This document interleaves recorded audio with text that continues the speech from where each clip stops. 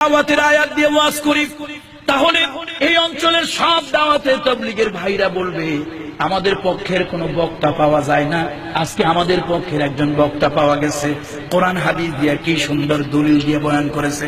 ও মুসলমান, আপনার কাছে আমার প্রশ্ন, যে কোরআনের ভিতরে জিকিরের আয়াত আছে ওই আয়াত দিয়ে ওয়াজ করা যায়, যে কোরআন শরীফের ভিতরে দাওয়াতের আয়াত আছে তাই দিয়ে দাওয়াতের ওয়াজ করা যায়, কিন্তু কোরআন শরীফের অসংখ্য জায়গায় জিহাদের আয়াত আছে, জিহাদের আয়াত আছে, ওই জিহাদের বয়ান মুসলমানের কাছে কেন করা যায় না? আমার বন্ধুরা, জিহাদের কথা কেন বলা যায় না? জিহাদের কথা শুনলে কাফেরের কলিজার ভিতরে যেমন ভয় সৃষ্টি হয়, আর কাফেরের সহযোগী মুনাফিক মুসলমান জিহাদের কথা শুনলে ওদের গায়ের ভিতরে জ্বালা পোড়া শুরু হয়ে যায়।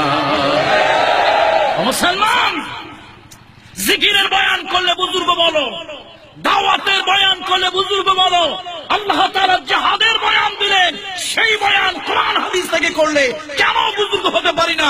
আমাকে জঙ্গি বলে, সন্ত্রাসী বলে, মানবতা বিরোধী বলে কেন আমার বিরুদ্ধে হুলিয়া দাও, মামলা দাও, হামলা করো, ফাঁসির রশি আমার গলায় পড়াও, আমি জানতে চাই। আমার বন্ধুরা, আমার বন্ধুরা, তাহলে বোঝা যাচ্ছে এই মুসলমানের কাছে কোরআন বলার আর কোন পরিবেশ নাই। মুসলমানের কাছে কোরআন বলার আর কোন পরিবেশ। এই জন্য আমাদের দেশে এখন অনেক ফজিলতের ওয়াজ চলে। ওদু খাওয়া সুন্নত, জিলাপি খাওয়া সুন্নত, পাগড়ি মাথায় দেওয়া সুন্নত, যদিও আমি পাগড়ি মাথায় দিই আলহামদুলিল্লাহ, পাগড়ি মাথায় দেওয়া সুন্নত, তারপরে সুরমা লাগানো সুন্নত, কিন্তু মাইর খাওয়া যে সুন্নত তা কিন্তু করে। মাইর খাওয়া সুন্নত না, আল্লাহ রাসূল খান নাই, অন্যায় অসত্যের বিরুদ্ধে প্রতিবাদ করেন নাই। তো দেশে এই যে ওয়াজ চলতেছে, দেশটা তো নষ্ট আমরাই করছি, আমরাই নষ্ট করেছি এই দেশকে।